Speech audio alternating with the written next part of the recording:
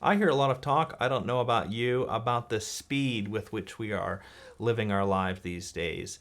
Speed that is a matter of us filling our days, our weeks, our months with things that we need to do. And with no breathing space between those things, we have to go from one to the next to the next. And therefore, I am wheezing. It's because I went running today.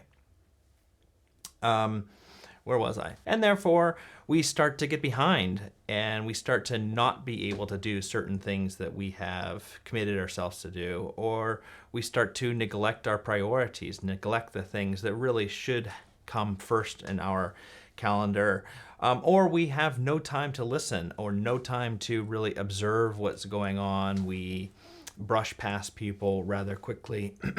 And what happens is that people get overworked. They have actually too much to do and they start to suffer psychological and physical consequences for that, leading all the way up to burnout, which just seems like a strange epidemic that lots of people are suffering from. But there's also people who cope with it through various types of escape. We talked about drugs in a previous episode.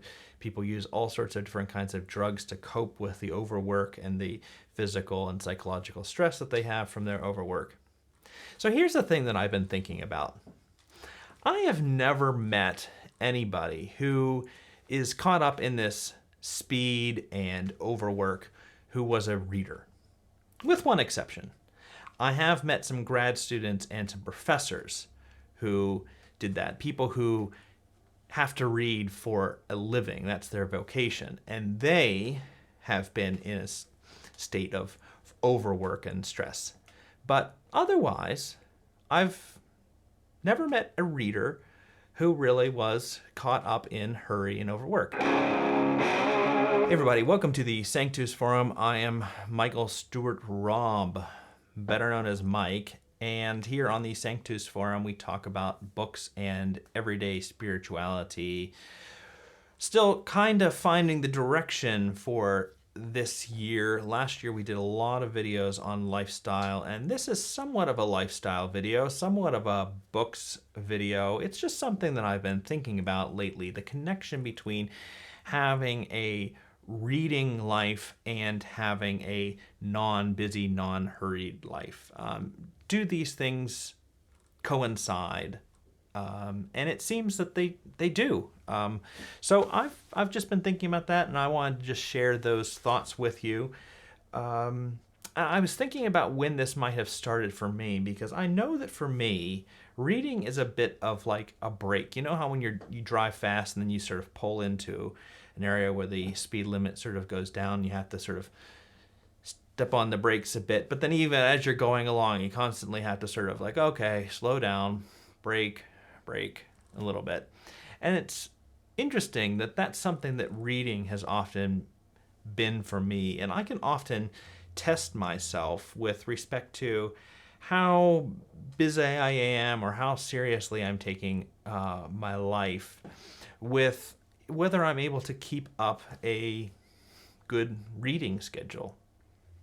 Well, there are a few things I think that contribute to that as I've been thinking about this. And I've got three of them, but I was thinking about how I kind of got into this, and I think there was this professor last year of undergraduate school, and this professor in a capstone course said, I want you as an assignment to go to the library or go to a bookstore and find 10 books that you want to read in the next 3 or 5 years.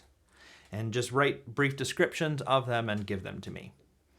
And it was interesting to come up with that list and have a list of things that I didn't really need to read. They weren't for my work as a student. They were things that I wanted to read, things that I thought would benefit me intellectually, things that I thought that I would enjoy.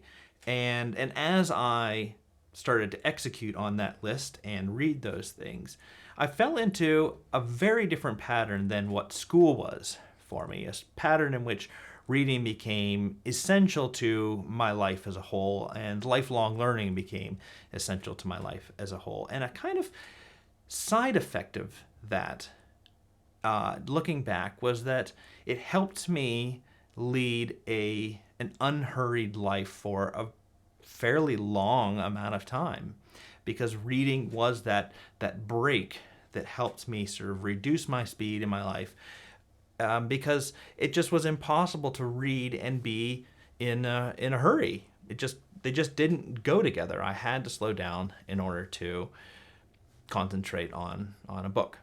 Well, there's three reasons that I think that this is this way, and one has to do, I think, with what reading does to our body and to our brain as a sort of central part of our body. There's talk of neuroplasticity, and you can find this all the way back to William James, but it's something that's not unknown, still is being talked about how our brains are shaped based on the experiences that we give ourselves. And there's this book here that I read a couple years ago, What the Internet is Doing to Our Brains.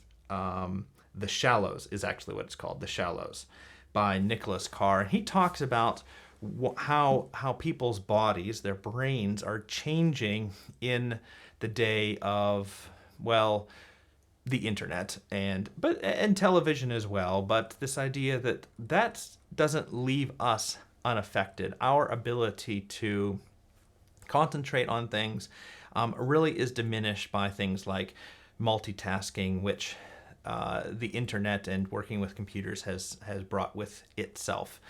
But reading actually can push your mind, well, we're talking here about your body, can push your brain in a different direction. It can actually reshape your brain, reshape your nervous system, and have a very different effect, calming you, giving you more ability to concentrate, giving you more ability to listen to other people, more ability to observe things, more ability to not just need to rush off to the next thing, but to actually sit with something. These are effects that reading can have on you. He says a bit more about this, says more about the negative side, but that's something to think about. Think about how reading could actually have a calming effect on your entire life because of what it does to your body. The other thing, second thing, is that reading is going to fill your mind with things other than to-do lists.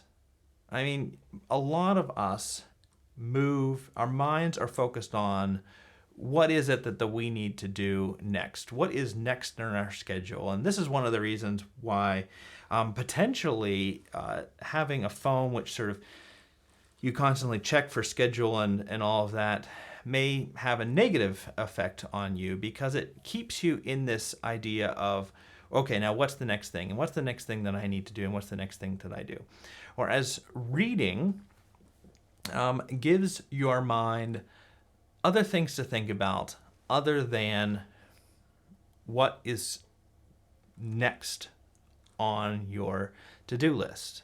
And it's going to fill your mind with thoughts and will allow you to then, even when you're not reading, dwell upon those thoughts, think those thoughts further, will develop creativity in you and not just turn you into a kind of robot who just sort of does. The third thing I've already mentioned, and that's that in order to read, you're going to have to do something different with your schedule, with your day. You're going to have to find times in order to push that brake pedal, in order to push other things out of the way, in order to actually read those books that you've decided to read. You're going to have to come up with a different speed in order to read. And I really like that idea of pushing the brake pedal and just not letting your speed get above that. Here in villages, we have to drive at 50 kilometers per hour. So not letting your speed get above that, or the 25 miles per hour or whatever that it is in other parts of the world. Just constantly sort of letting that be a part of your rhythm. Now, I don't think reading is the only thing that could do this for you. There are other things, activities, I don't know, hunting, fishing that could do that, or exercise of various sorts, or music that could do that. Lots of different kinds of hobbies that you could have that will help you push that brake pedal. But then there are some sort of non-important hobbies that probably won't. And that's interesting to notice. Whether actually going to parties will help you slow down, or whether playing video games will help you slow down. I think those are sort of maybe debatable things for it. I don't know that it has to be necessarily something you do on your own. So we're not necessarily talking about solitary activities here, but at least something that's going to sort of change the pace. And I think for all of this, this is a way of setting boundaries. So reading can help us set boundaries for what we're going to do to our body, what we're going to do with our minds, what we're going to think about, and how our schedule's going to be. And so I'd be interested in knowing what you think about this, and I'd be interested to know, tell me in the comments, how much on average do you read? So maybe in terms of day, on average, how many hours do you read? That would be really interesting for me to find out. I think for myself, I'd say 1.5 to 2.5, maybe. I might. Up to 2 could be. Yeah, but I could get higher than that. But I think that's what it is for me. So, yeah, let me know what it is for you. And see you next time. Bye.